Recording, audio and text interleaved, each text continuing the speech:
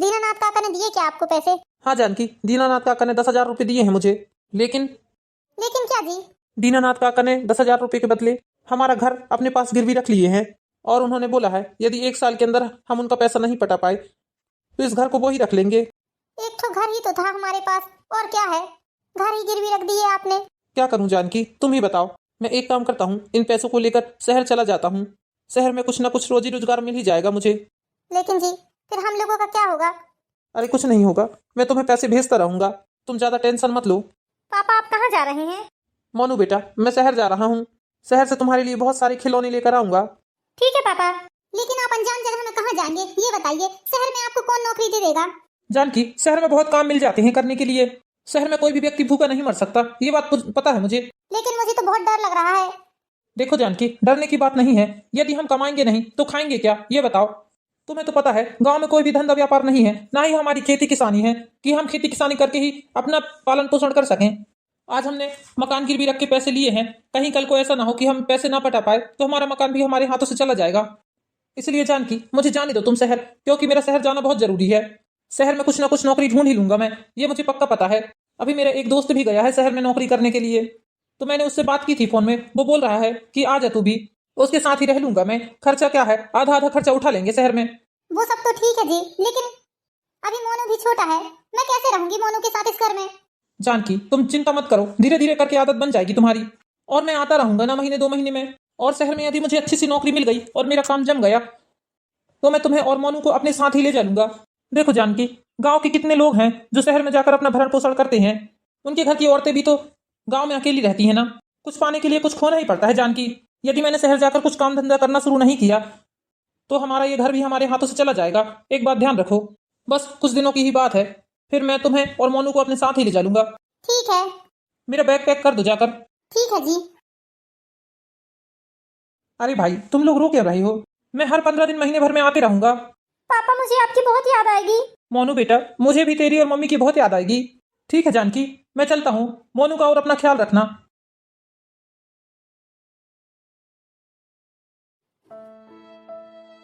चलो मोनू बेटा खाना खा लो। हाँ मम्मी चलिए। ये लो मोनू बेटा, देखो मैंने तुम्हारे लिए तुम्हारी पसंद की खिचड़ी बनाई है। हाँ मम्मी ठीक है, दे दो। मुश्किल से 2 दिनों का राशन है घर में, मैं कैसे कैसे घर चलाऊंगी। मैंने तो इतना ही खाना बनाया है, यदि मैंने भी इसमें से खाना खा लिया तो मोनू के लिए कुछ नहीं बचेगा। मोनू को ही खाने देती हूँ। मोनू बेटा तुम खाना खा लो, मैं कपड़े धुल कर आती हूँ। मम्मी आप भी खा लो ना खाना। नहीं मोनू बेटा, मुझे भूख नहीं है, तुम खाओ, मैं अभी आकर खाती हूँ। जानकी का पति तो चला गया था शहर कमाने के लिए। अब जानकी को एक एक दिन काटना बहुत मुश्किल हो रहा था।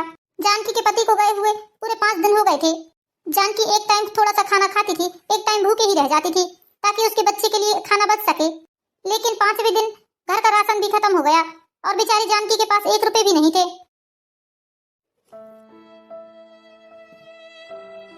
हे भगवान, 5 दिनों से मैंने ढंग से खाना नहीं खाया है। मैंने तो ठीक से खाना भी नहीं खाया है, खड़ा नहीं हुआ जा रहा है मुझसे। और अभी तक इनका भी कोई फोन ऑन नहीं आया है, ना जाने कैसे होंगे ये। कुछ खाया होगा कि नहीं।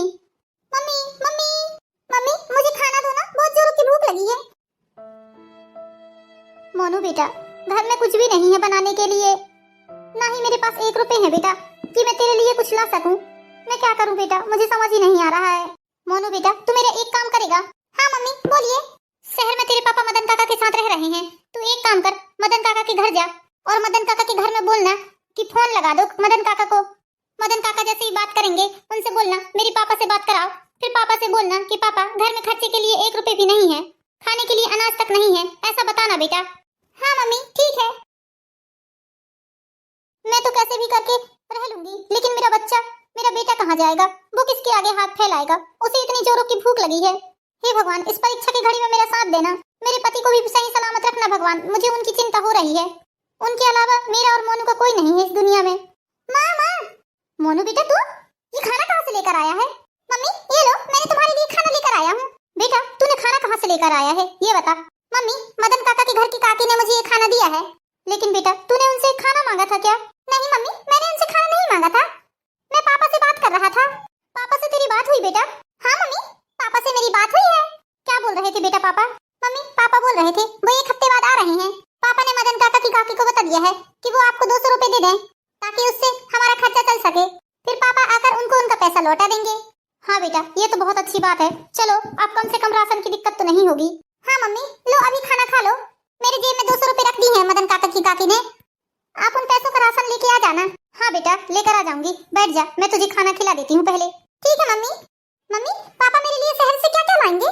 बेटा, पापा तेरे लिए खिलौने लाएंगे, मिठाइयाँ लाएंगे, चॉकलेट लाएंगे और तेरे लिए नए कपड़े भी लेकर आएंगे। ले बेटा, खाना खा। नहीं मम्मी, आप खाओ पहले खाना। नहीं बेटा, तू खा ले खाना, मैं बाद में खा लूंगी, अभी मुझे भूख नहीं है। ठीक है मम्मी, आप मुझे खिला दो। जानकी, जानकी, मोनू बेटा। पापा आ गए, पापा आ गए। आप आ गए जी। हाँ जानकी। कैसे हैं जी आप? मैं ठीक हूँ जानकी, तुम कैसी हो? मैं भी ठीक हूँ जी। जानकी, बहुत जल्द हमारा बुरा वक्त खत्म हो जाएगा अब। अच्छा? हाँ जानकी, मैं एक कारखाने में काम करता हूँ और वहाँ अच्छी खासी तनख्वाह मिलती है मुझे। ये तो बहुत खुशी की बात है जी। आपके बिना घर एकदम सूना लग रहा था, हम लोगों का बहुत बुरा हाल था आपके बिना। हाँ जानकी, मुझे भी तुम लोगों की बहुत याद आई, बिल्कुल मन नहीं लगता शहर में। लेकिन क्या करो जानकी, कुछ पाने के लिए कुछ खोना भी पड़ता है। अब हम भी आपके साथ जाएंगे, यहाँ अकेले नहीं रहेंगे हम। नहीं जानकी, मैं तुम्हें अपने साथ नहीं ले जा सकता। समझने की कोशिश करो जानकी, शहर का रहन सहन और वातावरण एकदम ही अलग है, तुम वहाँ रह नहीं पाओगी। कैसे नहीं रहूंगी जी, सब रह लूंगी। जहाँ आप रहोगे वहीं मैं भी रहूंगी। जानकी, समझने की कोशिश करो, हमारा छोटा सा बच्चा है, हम अपने बच्चे के साथ शहर में कैसे रह सकते हैं? शहर में मैं आधी आधी रात तक काम करता हूँ, मुझे इस बात की फिक्र नहीं रहती कि तुम घर पर अकेली होगी और तुम मेरे साथ रहने लगोगी तो मुझे तुम्हारी चिंता और बढ़ जाएगी और मैं ठीक से काम भी नहीं कर पाऊंगा। यहाँ तो तुम अपनों के बीच में हो, शहर में कोई अपना नहीं रहता जानकी। वहाँ के माहौल में और यहाँ के माहौल में बहुत फर्क है। यहाँ तो तुम्हें कोई तकलीफ होगी तो सारा गांव दौड़ कर आ जाएगा, लेकिन शहर में बगल वाले घर में क्या चल रहा है इस बात की भी भनक किसी को नहीं रहती, किसी को किसी से कोई मतलब ही नहीं रहता। इसलिए जानकी, तुम और मोनू यहीं रहो, कोई चिंता की बात नहीं है। यहाँ तुम्हें किसी प्रकार की कोई कमी नहीं होने दूंगा मैं। हर 15 दिन में तुम्हारे खाते में पैसे डालते रहूंगा जिससे तुम्हें किसी प्रकार की दिक्कत ना हो। ठीक है जी, जैसा आप सही समझे।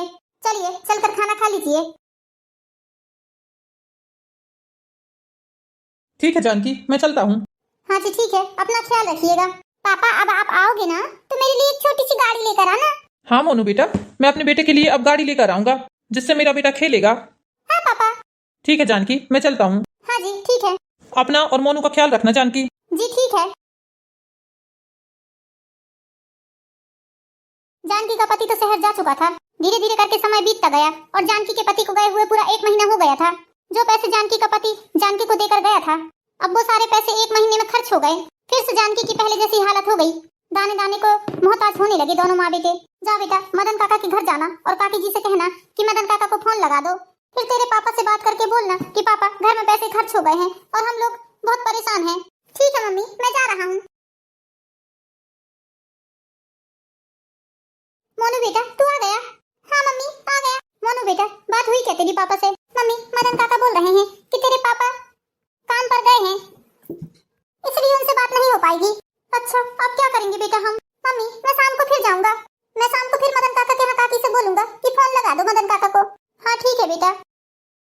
मोनू लगातार मदन काका के घर जा जाकर मदन काका को फोन लगाते रहा, लेकिन मदन काका यही बोलते कि तेरे पापा अभी नौकरी में गए हैं, तेरे पापा अभी फैक्ट्री में गए हैं। और 3 दिनों तक जानकी के पति विनोद से कोई बात नहीं होती है। फिर चौथे दिन मदन काका की पत्नी खुद ही आती है मोबाइल लेकर। जानकी, ओ जानकी। हाँ काकी जी, आइए। जानकी, तेरे पति का फोन आया था थोड़ी देर पहले, बात कर ले उससे। क्या काकी जी, फोन आया था इनका? ये ठीक तो है ना? हाँ जानकी, ठीक है विनोद। आइए बैठिए ना काकी जी, फिर बात करते हैं। हेलो। हाँ जी, ये बात करा दो जानकी के पति से। स्पीकर में रखो ना काकी जी, स्पीकर में। हेलो जानकी। आप कैसे हैं? आप ठीक तो है ना? जब से आप शहर गए हैं आपने एक भी बार फोन नहीं किया। आपको पता है हम लोग कितने परेशान हैं। घर में खाने के लिए एक दाना अनाज का नहीं है। मोनू ने आज कुछ भी नहीं खाया है। आप कब आ रहे हैं ये बताइए। जानकी, मैंने तुम्हारा रोना धोना सुनने के लिए फोन नहीं लगाया है। ये क्या बोल रहे हैं आप? हाँ जानकी, मैंने तुम्हें यह बताने के लिए फोन किया है कि अब मैं गांव कभी वापस नहीं आऊंगा, मेरी कभी रास्ता मत देखना तुम। ये क्या बोल रहे हैं आप? आपको पता है ना मेरा और मोनू का आपके अलावा कोई नहीं है। मुझे इन सब बातों से कोई मतलब नहीं है। मैंने तुम्हें यह बताने के लिए फोन किया है कि मैंने शहर में शादी कर ली है। अब तुमसे और मोनू से मेरा कोई रिश्ता नहीं है और आज के बाद कभी भी मुझे फोन लगाने की कोशिश मत करना। अरे लेकिन मेरी बात तो सुनिए। मेरा तुमसे ना ही मोनू से कोई रिश्ता नहीं है। मैं यहाँ शहर में बहुत खुश हूँ और अब मैं मदन के साथ भी नहीं रहूंगा। मैं और मेरी पत्नी अब अलग घर लेकर रह रहे हैं और अब मैं बहुत अच्छा पैसा कमाने लगा हूँ। दोबारा मुझसे संपर्क करने की कोशिश मत करना। काकी जी, सुना आपने? हाँ बेटा, मैंने सुना। काकी जी मैं क्या करूं? अब मेरे बेटे को कौन पालेगा? मैंने कभी नहीं सोचा था कि ये आदमी मुझे इस तरह से धोखा देगा। मैंने बहुत मना किया काकी जी कि शहर मत जाओ मत जाओ, लेकिन नहीं, इस आदमी ने मुझे कहीं का नहीं छोड़ा। काकी जी मत रो जानकी मत रो। काकी जी ये घर भी गिरवी रखा है, यदि 10,000 रुपए समय से नहीं पटे तो ये मकान भी हमारे हाथ से चला जाएगा। काकी जी मैं अपने बेटे के लिए कुछ भी करने को तैयार हूँ। मैं अपने बेटे को भूखा नहीं रहने दे सकती। जानकी तू एक काम क्यों नहीं करती है?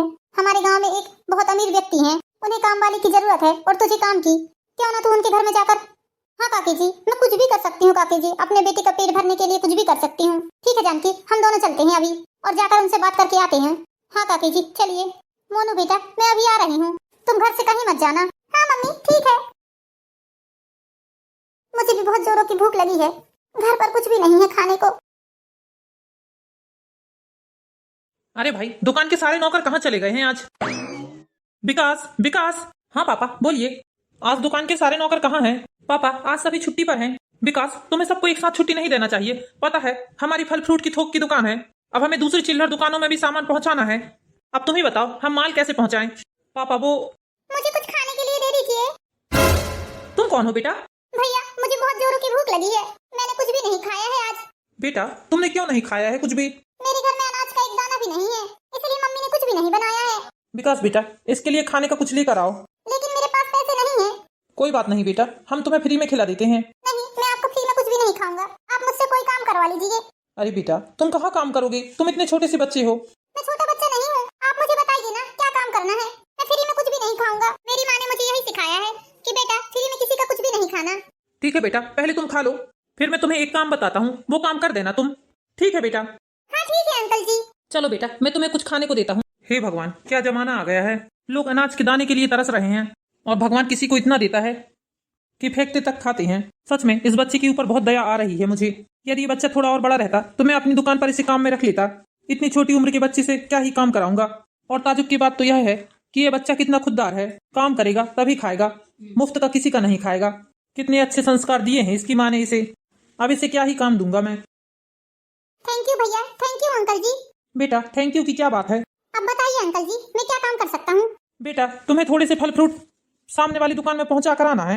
हाँ अंकल जी मैं तो पहुंचा दूंगा। ठीक है बेटा। विकास इसके हाथों में फल फ्रूट की झिल्ली थमा दो, ये देकर आ जाएगा। चलो बेटा। कितना प्यारा बच्चा है। विकास दे दिया तुमने बच्चे को सामान? हाँ पापा। अंकल जी भैया मैं देकर आ गया हूँ सामान। वेरी गुड बेटा बहुत अच्छा काम किया तुमने। अंकल जी मेरे पास साइकिल होती ना तो मैं और सामान छोड़ देता आपका। बेटा तुमसे साइकिल चलाना आता है? हाँ अंकल जी मेरे दोस्त के पास साइकिल है, उसकी साइकिल चलाता हूँ मैं, तो मैं साइकिल सीख गया हूँ। अच्छा बेटा तो तुम एक काम करोगे, तुम हमारे फल फ्रूटों को साइकिल में रख रख कर दूसरी दुकानों में छोड़ दोगे? हाँ अंकल जी मैं तो छोड़ दूंगा, मैं बहुत काम कर लेता हूँ साइकिल से। अपनी मम्मी के लिए बाजार जाकर सब्जियाँ भी ला लेता हूँ मैं, आटा भी पिसवा कर ला लेता हूँ मैं। अरे वाह बेटा ये तो बहुत अच्छी बात है। बेटा हमारा फल फ्रूट का थोक का काम है, जो चिल्लर दुकान वाले रहते हैं उन दुकानों तक हमारा माल पहुंचाना पड़ता है। अंकल जी आप चिंता मत कीजिए, मैं पहुंचा दूंगा आपका सारा सामान। लेकिन अंकल जी मेरे पास तो साइकिल ही नहीं है। अरे बेटा तुम साइकिल की चिंता मत करो, हमारी साइकिल है ना, हमारी साइकिल में माल छोड़ कर आना तुम दूसरी दुकानों में। जी ठीक है अंकल जी। बेटा इसके बदले हम तुम्हें रोज का 100 रुपए देंगे। जी अंकल जी धन्यवाद आपका, थैंक यू अंकल जी। चलो बेटा हम तुम्हें बता देते हैं कि किस किस दुकान में माल छोड़ना है, फिर कल से तुम अकेले ही जाकर छोड़ना। जी अंकल जी चलिए। कितना प्यारा बच्चा है, खेलने कूदने की उम्र में ये बच्चा 4 पैसे कमाने की जद्दोजहद में लगा हुआ है। भगवान ऐसी परेशानी किसी को भी ना दे। आज ये बच्चा कितना मजबूर है, बहुत दुख लग रहा है मुझे तो देखकर इसे। अभी तक मोनू घर क्यों नहीं आया है? शाम के 5 बज गए हैं। मम्मी बेटा तुम कहाँ गए थे दिन भर से? ये देखो मम्मी, ये क्या बेटा 100 रुपए? कहाँ से लाया ये पैसे? बोल कहाँ से लाया है? कहीं से चुरा कर तो नहीं लाया है बेटा? नहीं मम्मी मैंने कहीं से भी चुरा कर नहीं लाया हूँ। तो फिर कहाँ से आए तेरे पास इतने सारे पैसे? तो फिर कहाँ से आए तेरे पास इतने सारे पैसे? मम्मी आज दिन भर मैंने एक दुकान में काम किया है। क्या बेटा तूने दिन भर दुकान में काम किया है? लेकिन क्यों बेटा? मम्मी ज्यादा मेहनत का काम नहीं है, बस वो अंकल की दुकान से फल फ्रूट दूसरी दुकान में पहुंचाना है मुझे। लेकिन बेटा अभी तेरी खेलने कूदने की उम्र है, तू इतनी सी उम्र में पैसे कमाएगा? हाँ मम्मी मैं पैसे कमाऊंगा, रोज काम पर जाऊंगा, आप टेंशन मत लो मम्मी। आपके अलावा मेरा इस दुनिया में कोई नहीं है मम्मी। अब मैं पूरी मेहनत करके आपको अच्छे से अच्छा जीवन दूंगा। इतनी सी उम्र में कितनी समझदारी की बात कर रहा है मेरा बेटा। ठीक है माँ चलो अब इन पैसों का मैं राशन ला देता हूँ, फिर आप खाना बना लेना। ठीक है बेटा। मोनू स्कूल के साथ साथ काम भी करता अब, और ऐसे ही कड़ी मेहनत कर करके अब मोनू अच्छा खासा पैसा कमाने लगा था। समय बीतता गया और मोनू ने खुद की अपनी एक फल फ्रूट की दुकान खोल ली, जिससे उसने इतना पैसा कमाया कि अपना एक मकान लेने के लिए भी सोचने लगा। माँ, आ गया बेटा तू? हाँ माँ, माँ आपके लिए एक सरप्राइज है। क्या सरप्राइज बेटा, बता ना। माँ आप चलिए तो पहले, फिर मैं आपको बताता हूँ। चलो माँ, मैं आपको कुछ बताता हूँ। ये देखो माँ, मैंने अपनी मेहनत की कमाई से आपके लिए ये मकान खरीदा है। क्या बेटा, ये मकान तूने खरीदा है? हाँ माँ, ये मकान मैंने खरीदा है आपके लिए। बेटा मुझे यकीन नहीं हो रहा है कि मेरे इतने से बच्चे ने इतना बड़ा काम कर दिया। रो मत मम्मी, चलो मैं आपको अंदर दिखाता हूँ। बेटा सच में मकान बहुत प्यारा है। मम्मी ये सब आपके लिए है, आप यहाँ बैठिए। मम्मी, मम्मी क्या सोचकर रोने लगी आप? बेटा तेरे पापा को हमें छोड़े हुए पूरे 20 साल हो गए हैं आज। मम्मी इतने अच्छे मौके पर आप उस इंसान की बात बिल्कुल भी मत करिए। मुझे नफरत है उस इंसान से। अब उस इंसान का हमारे जीवन में कोई महत्व नहीं है, उसका न ही उसके नाम का। आज के बाद आप दोबारा उस आदमी का नाम भी अपनी जुबान पर नहीं लाएंगी, और उस व्यक्ति के कारण आपकी आंखों में आंसू नहीं आने चाहिए। हाँ बेटा नहीं आएंगे। जो दर्द उस आदमी ने हमें दिया है उस दर्द को हम कभी नहीं भूल सकते बेटा। हाँ माँ बिल्कुल, मेरा आपके अलावा और आपका मेरे अलावा इस दुनिया में कोई नहीं है। सोचो, अब अपनी आंखों से आंसू पोंछ लीजिए, इतना बड़ा खुशी का मौका है आपके लिए। हाँ बेटा ठीक है। Mummy, mummy. अरे बेटा ये कौन है? मम्मी ये सुरभि है। नमस्ते आंटी जी। नमस्ते बेटा। मम्मी ये आपकी होने वाली बहू है। क्या बेटा, होने वाली बहू? बहुत सुंदर है बेटा तेरी पसंद। अब जल्दी से जल्दी तुम हमारे घर की बहू बन जाओ। शुभ मुहूर्त निकाल कर जानकी जी ने मोनू और सुरभि की शादी कर दी और तीनों अपने परिवार में बहुत खुशी खुशी रहने लगे। फिर अचानक से एक दिन, आ रही हूँ रुको जरा। आप कौन? कौन है मम्मी जी? कौन है माँ? आप कौन है और यहाँ किससे मिलने आए हैं? जानकी तुमने मुझे पहचाना नहीं? जानकी मैं तुम्हारा पति हूँ। क्यों आई हो यहाँ, किस लिए आई हो यहाँ? हमारी जिंदगी में दोबारा लौट कर आने की तुम्हारी हिम्मत कैसे हुई, ये बताओ। तुम तो बहुत पहले ही हमें छोड़कर जा चुके थे ना। अब कौन सा दुख और तकलीफ देने हमारे घर आए हो? चले जाओ हमारे जीवन से। निकल जाओ अब यहाँ से। जब हमें तुम्हारी जरूरत थी तब तुमने हमारा साथ छोड़ दिया। शहर गए थे कमाने के लिए, लेकिन तुमने तो वहाँ अपना घर ही बसा डाला, और यहाँ बसे बसाए घर को उजाड़ डाला तुमने। बेटा मैं अपनी गलती के लिए बहुत शर्मिंदा हूँ, मुझे माफ कर दे बेटा। जानकी मुझे माफ कर दो। अब जीवन के अंतिम चरण पर मैं तुम लोगों के साथ ही रहकर अपनी दम तोड़ना चाहता हूँ। तुम्हारे लिए इस घर में कोई जगह नहीं है, निकल जाओ।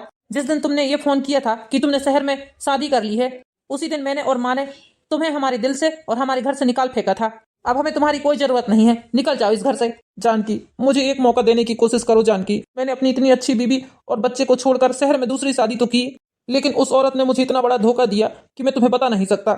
शहर में मैंने बहुत पैसा कमाया और उस औरत ने धोखे से मुझसे सारी जायदाद अपने नाम करवा ली और मेरा घर भी बेचकर भाग गई।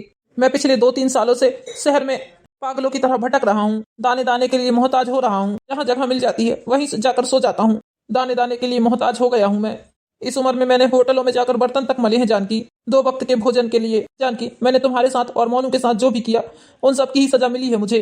जानकी अब मेरे जीवन के आखिरी दिन बचे हैं, इसलिए जानकी मुझे अपने साथ ही रखो। इसलिए मैं चाहता हूँ जो भी बचे खुचे दिन हैं तुम लोगों के साथ ही बीते। मोनू बेटा मुझे माफ कर दे।